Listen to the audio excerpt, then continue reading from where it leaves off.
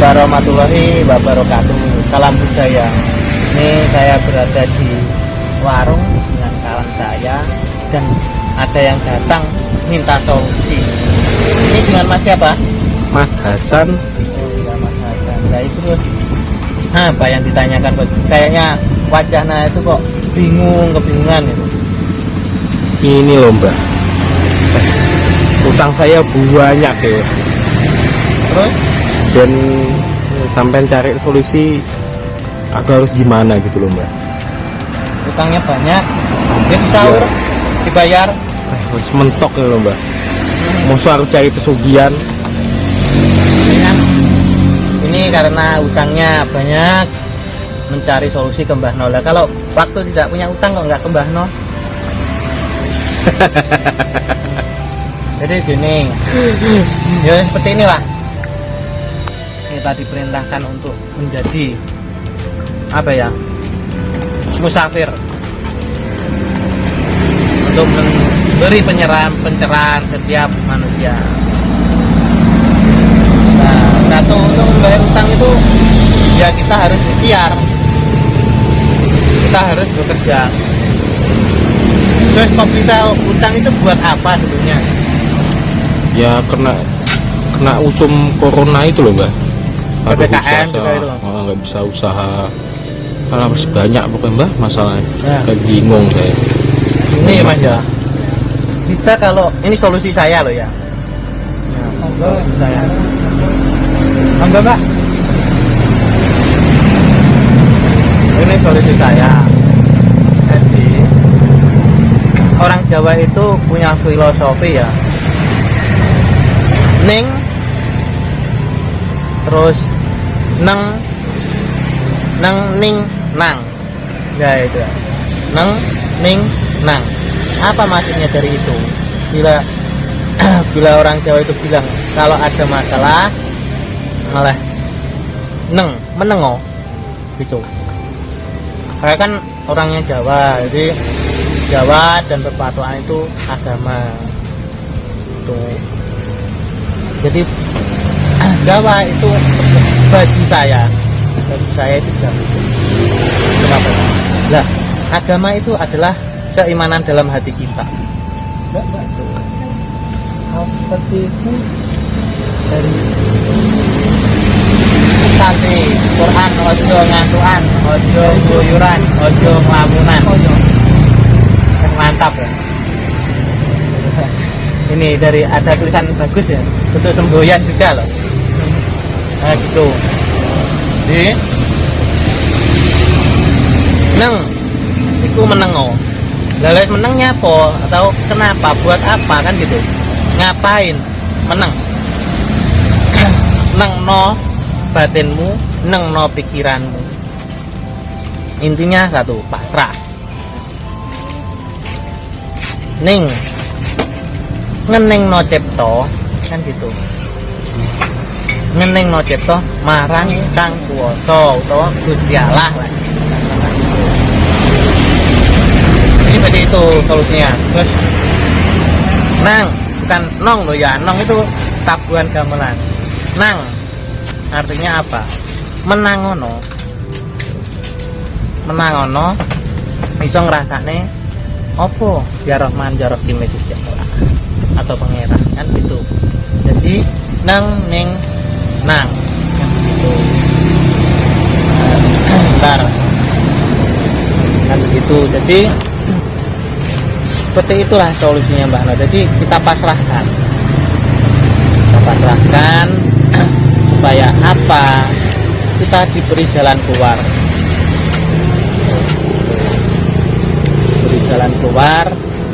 untuk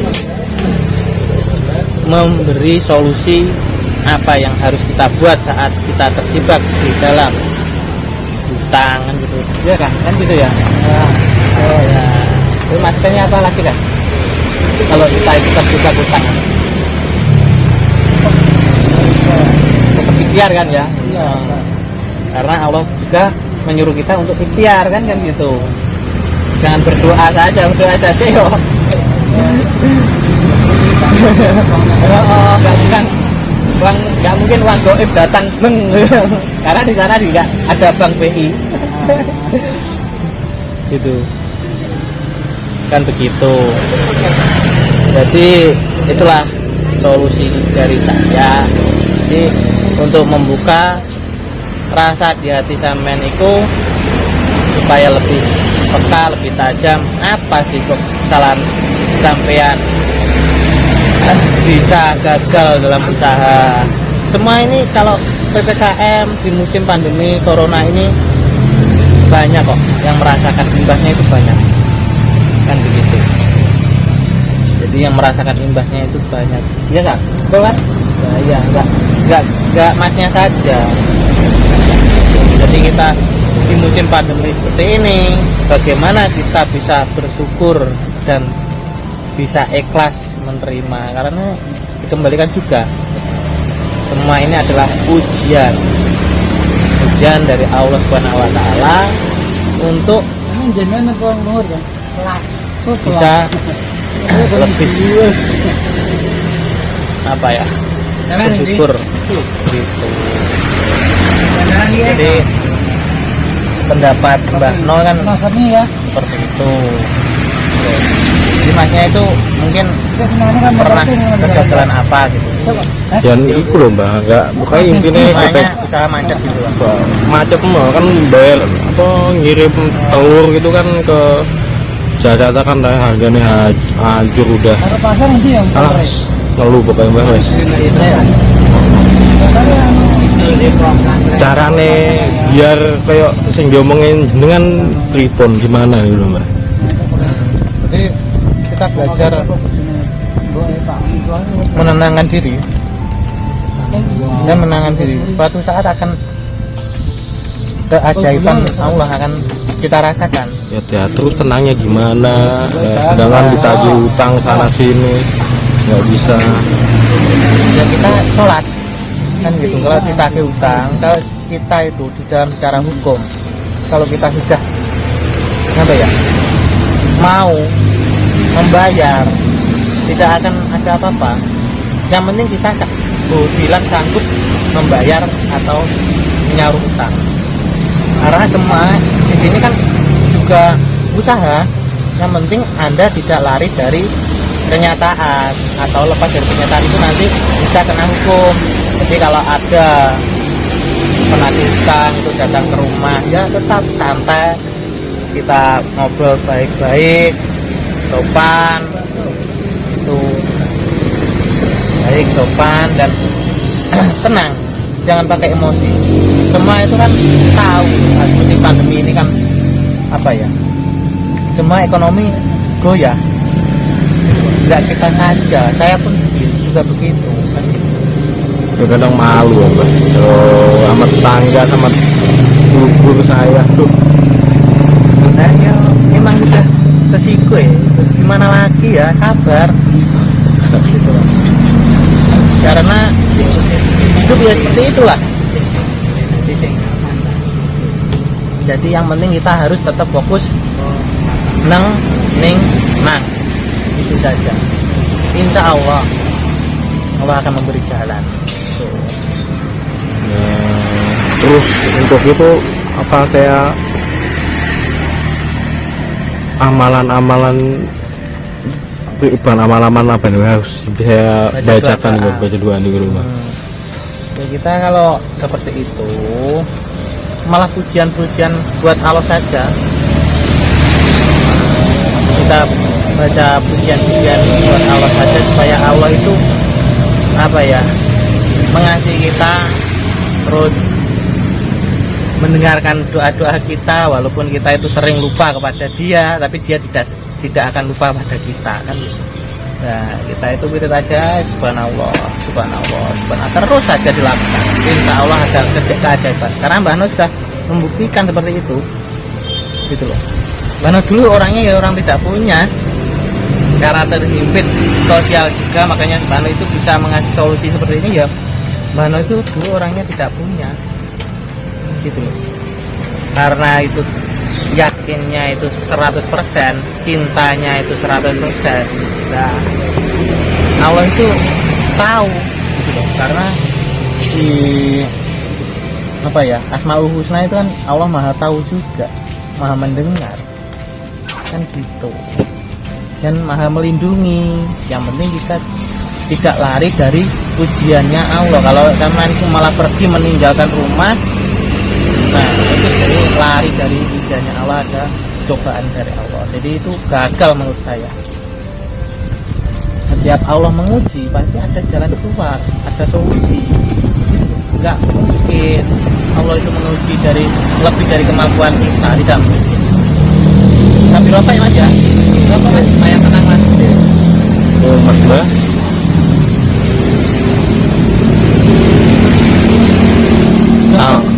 sampai nggak bisa tidur ini mas. Aduh, Nah, ya. nggak tahu tidur saya, mumet enggak. Nah ya, Benar terus aja. terus gini mas, saya tanya, mungkin nggak sekarang mas itu dapat rezeki? Ya mungkin untuk saat ini nggak mungkin Nah, Mbak. nggak mungkin lah. Saat ini aduh, Lah ya kan gitu. duit dari Lah, mana? hmm. Nah, rezeki itu apa harus materi? Allah mengasih rezeki bukan tidak harus materi saja. Masnya tadi datang dari rumah ke sini itu bernapas enggak? Ya bernapas Mbak. Nah, ya Udah saya bernapas toh. mati. Lah napas itu rezeki kita apa bukan? Apa Allah itu suruh membeli napas kita yang dikasih ke kita? Betul enggak? Ya, bisa begitu Mbak dibilang. Nah, iya. Cuman yang punya utang ya mumet Mbak. Lah ya, mahal mana? Kita setiap bernapas tuh oksigen itu kalau kita beli di rumah sakit, dengan Allah mengasih kita setiap hari, terus kita bernapas sehat, betul nggak? Iya sih Mbak. Nah ya, Gitu. berarti mas kan satu hal yang kesalahan kan kurang bersyukur, betul nggak? Merasakan nggak kalau seperti itu? Karena apa? Di otak kalian itu cuma materi. Jadi lupa bersyukur, menyukuri barang kecil itu kan lupa. Betul nggak? Sih, Mbak. Ya bisa dibilang begitu. Nah, iya, makanya rezeki kecil apapun, walaupun kita sehat, makan enak, bisa bernapas dengan lancar, bisa bercanda tawa dengan anak, istri, itu kita syukuri saja. Materi bisa dicari. Kalau Anda melupakan seperti itu, kira Anda akan goyah, kita akan menjauhkan rezeki materi juga, pasti Bu.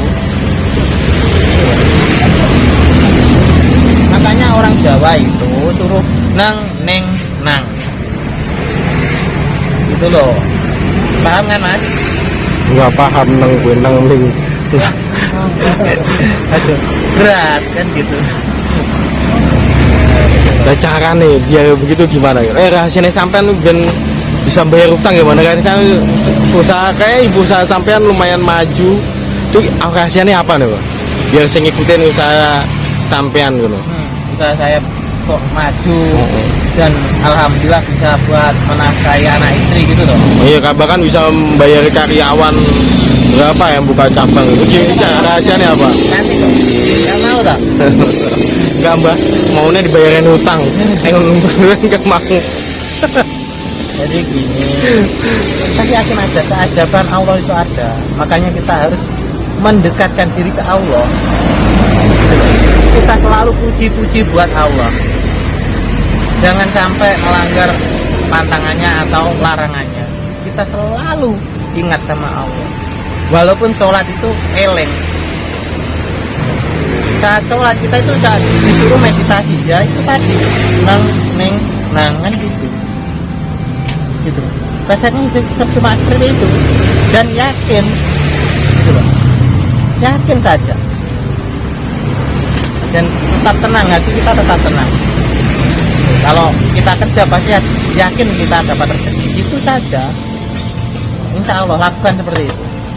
Dan pujian-pujian buat Allah, buat Nabi kita. Jadi orang usah doa yang banyak-banyak. Allah katanya maha tahu kan begitu.